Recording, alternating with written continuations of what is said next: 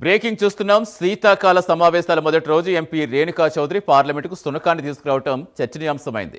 సునకును తీసుకురావడంపై BJP ఎంపీలు తీవ్ర అభ్యంతరం వ్యక్తం చేశారు. అయితే ఇది చాలా చిన్న కుక్కని, ఇది ఎవరిని కరవదని, కరిచేవారు పార్లమెంట్ లోపలుంటారని తెలిపారు.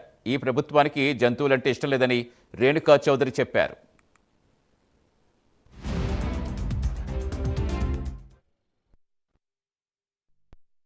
मेरे को पसंद नहीं करती है ना सरकार। गूंगा जानवर गाड़ी में चले गए तो इनको क्या तकलीफ है? काटने वाला कुत्ता दिखा क्या? इतनी सी तो है, काटने वाले और है पार्लियामेंट में, कुत्ते नहीं। कौन सी सिक्योरिटी कंसर्न है? अच्छा बना दो, बाकी तो हम क्या बोले।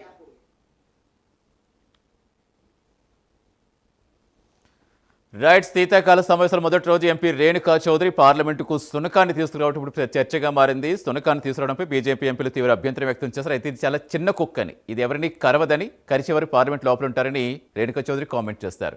పూర్తి వివరించేందుకు మా నేషనల్ బ్యూరో చీఫ్ కళ జరుగుతారు. ఎస్ కళ, రేణుకా చౌదరి ఎప్పుడు ఏదో ఒక ఏం మాట్లాడినా ఎప్పుడు హార్ట్ ఇష్యూ కింద మారుతూ ఉంటుంది. ఆవిడ ఎప్పుడు ఫైర్ బ్రాండ్ లాగే ఉంటుంది. అసలు ఇప్పుడు సునకాల గురించి మాట్లాడుకోవడం కాదు, కానీ పార్లమెంట్లోకి అసలు అలో ఉంటుందా?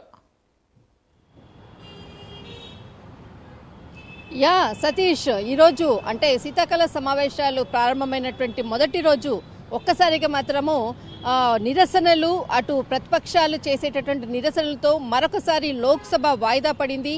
రేపటికి వాయిదా పడినట్లు కూడా కొద్దిసేపటి క్రితం ఒక బ్రేకింగ్ న్యూస్ అని చెప్పవచ్చు.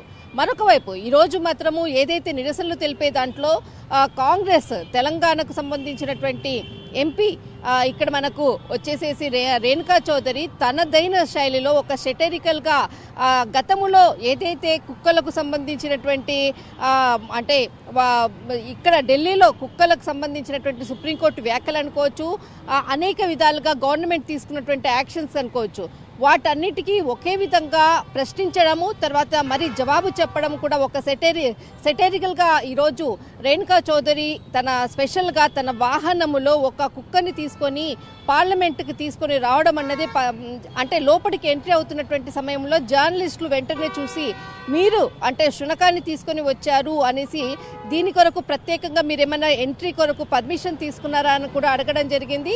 ఎలాంటి పర్మిషన్ ఏం తీసుకోలేదు అన్నటువంటి విషయాన్ని కూడా చెప్పడం జరిగింది. అయితే ఆ విధంగా వెహికల్ లోపలికి ఎంటర్ అయ్యే సమయంలో కూడా బీజేపీ ఎంపీలు కొంత చూసిన తర్వాత దీనిపై కొంత అబ్జెక్షన్ కూడా చేయడం జరిగింది. అయితే అక్కడ ఉండేటటువంటి ఎవరైతే జర్నలిస్టులు అడిగినటువంటి ప్రశ్నకు ఎందుకు మీరు శునకాన్ని తీసుకొని రావడం జరిగింది అంటే డాగ్ అంటే శునకం అన్నది చాలా చిన్నది, ఇది ఎవరిని కూడా కరవదు, కానీ కరిచే వాళ్ళంతా కూడా ఇలా అంటే కరిచే వాళ్ళంతా కూడా లోపల ఉన్నారు అంటూ కూడా ఒక సెటైరికల్గా చెప్పడము అన్నది ఇక్కడ అంటే రానున్నటువంటి ఏదైతే పార్లమెంట్లో నిరసనలు ఏ విధంగా జరగబోతున్నాయి అన్నటువంటిది ఒక విధంగా కూడా చెప్పవచ్చు.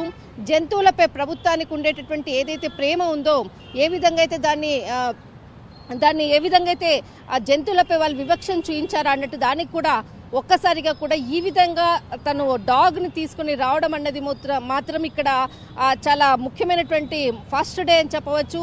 అయితే దీనిపై కూడా చాలా సోషల్ మీడియా వేదిక కూడా ఇప్పటికే కూడా దీనిపై కామెంట్స్ కూడా చేస్తూ ఉన్నారు.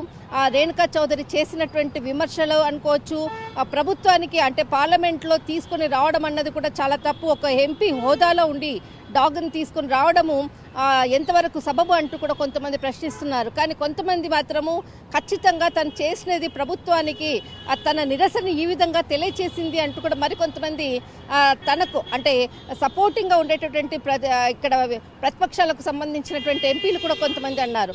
మొత్తం మీద అబ్జెక్షన్ చేయడంతో ఏదైతే డాగ్ని సంబంధించినటువంటి వాహనంలోనే పెట్టడము, తర్వాత తాను లోపలికి వెళ్ళిపోయినటువంటి దృశ్యం అని చెప్పవచ్చు. కానీ ఈరోజు ఏదైతే మొదటి రోజు శీతాకాల సమావేశాల్లో రేణుకా చౌదరి అంటే శునకాన్ని తీసుకొని పార్లమెంటుకు రావడం అన్నది ప్రధానమైనటువంటి చర్చనీయాంశంగా ఈరోజు జరిగినటువంటి ముఖ్యమైనటువంటి అంశం అని చెప్పవచ్చు. సతీష్.